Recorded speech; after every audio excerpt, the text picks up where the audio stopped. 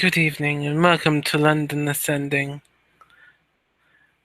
We find ourselves, Amalia Salazar, looking at the amazing work of art she has created. She closes the chest that they will deliver it to the Queen in, content and happy with her work. She turns, heads out, looking about for her sister. Fen. Oh, Fen. Zerena is in the study, um, doing something on one of her computers upstairs, and um, Amalia's downstairs, right? Yeah. So she can barely hear her sister calling. She doesn't have headphones or anything on, so she rolls her chair over to the door and opens it. I am up here. And footsteps quicken up the stairs and down the front towards the study. And the door opens, and your sister walks in. Did you roll back to what you were working on? Yeah. Um, yeah. She rolled back over to the desk. Amalia walks up behind Zerena, runs her hands down from her shoulders across her chest, and wraps her arms down around her abdomen. Sister, my sweet fan, you must come see the finished work. It is, oh, amazing. That I have no doubts. But stay here for a moment. I want to enjoy your embrace. As she reaches her hands up to your arms and pushes them against her as she leans into you. And she hugs her in tightly, kissing her cheek and neck. She enjoys that for a moment before standing up and turning around and giving her a nice, passionate kiss before allowing her to lead her down the stairs. And downstairs, she does lead you into her work area. You see the chest that the gift is going to be given in. It's a small uh, chest, like an ancient treasure chest almost, but much smaller, only about 12, 14 inches across. And she goes and stands beside it, her hand on the latch to open it. Are you ready, my fan? Zerina smiles and kind of clasps her hands together excitedly. Oh yes, I'm ready to see what you've done. And with that, she opens the lid, exposing her 37 success masterwork crown replica. Zerina stares at it.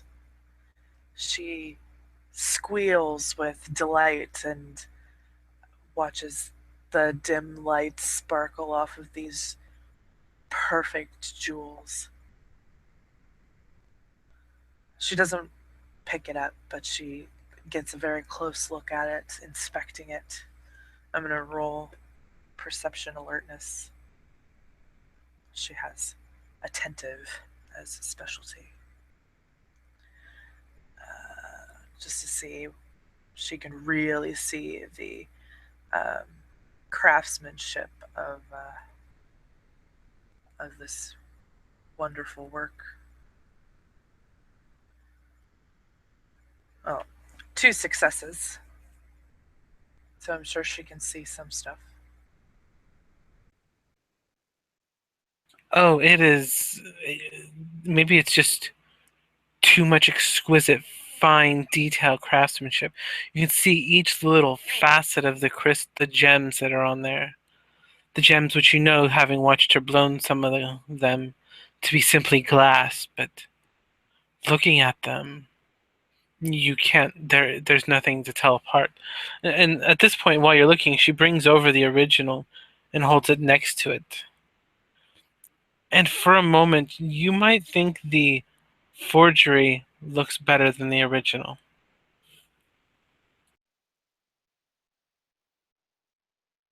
Yes, as she inspects the original and the that's much better successes. That's five. Um, she inspects the original and the replica, and she is blown away by the perfection that her sister has um, bestowed upon this. Oh, Amalia, you have completely outdone yourself. This is amazing.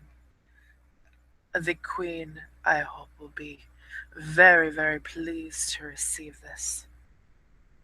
Oh, mwah. If she's not, I'm sure I could always sell it for a few $1 million. It is a priceless antique from ages past. I wonder what the Queen of England would give for it. Hmm.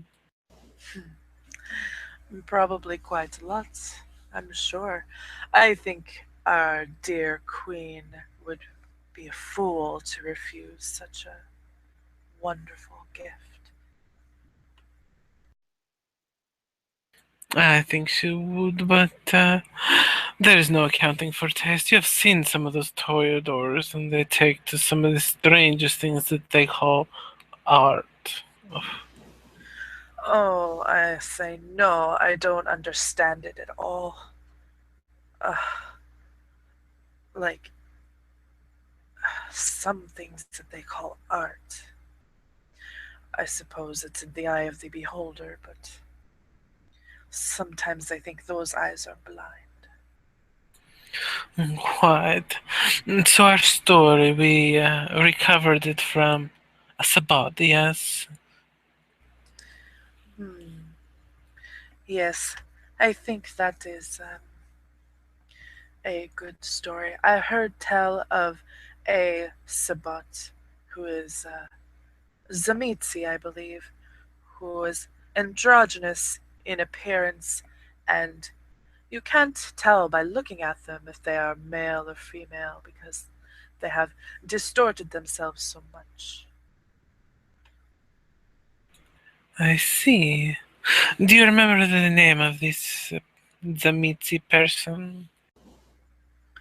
Sadly, I never learned the name.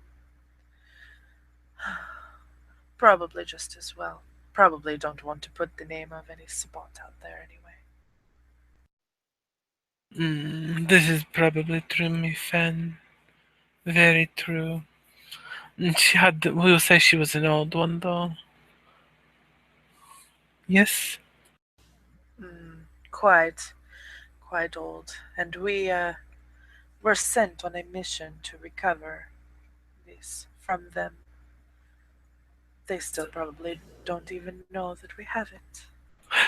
Ooh, we can say that the your friend, what's her name, Callisto, sent us to recover it on her behalf as a gift to mend relations with her queen, and we have come to deliver. Yes. I wonder. I will run this by Callisto before the Elysium. I do not want to lie about her in front of her, so I need to. And if she's not okay with that, then we will not say it. I do not want to damage relations with my friend who has graciously allowed us to live in this territory. Mm, that is a fair enough point, yes. I am sure she will be more than happy to. get on her queen's good side again, though, so I do not see her being object to this idea. No, probably not, but as I said, I will speak with her about it first before we tell that sort of story. As you wish, my friend. And she takes the original back and puts it actually into the vault proper, locking it, sealing it, turning on the laser security system that's set even through the walls, and makes her way over, putting a lock on the chest and taking it upstairs to their personal safe. Zerena follows her sister upstairs and watches her put the replica in the safe, and she watches her intently as she does this, especially as she bends over. You notice that the short top that she has, well, it's not short. When she's standing up straight, it comes almost to mid thigh, but as she bends over and her legs stay straight, it tends to ride up a bit further, very far. Zerina walks over to her sister and waits for her to finish putting it in the safe, but before she stands up, she runs her hand underneath her nightgown. I take it you're in a mood tonight. Well, when you dress like that, can you blame me? But sister, I am so pure and innocent. Please do not take advantage of me. Oh, well, it's probably a very good thing that I like to defile the innocent. So come, I shall take you to bed. And Amalia turns in her arms and wraps her arms around her. And Serena falls down onto the bed with her sister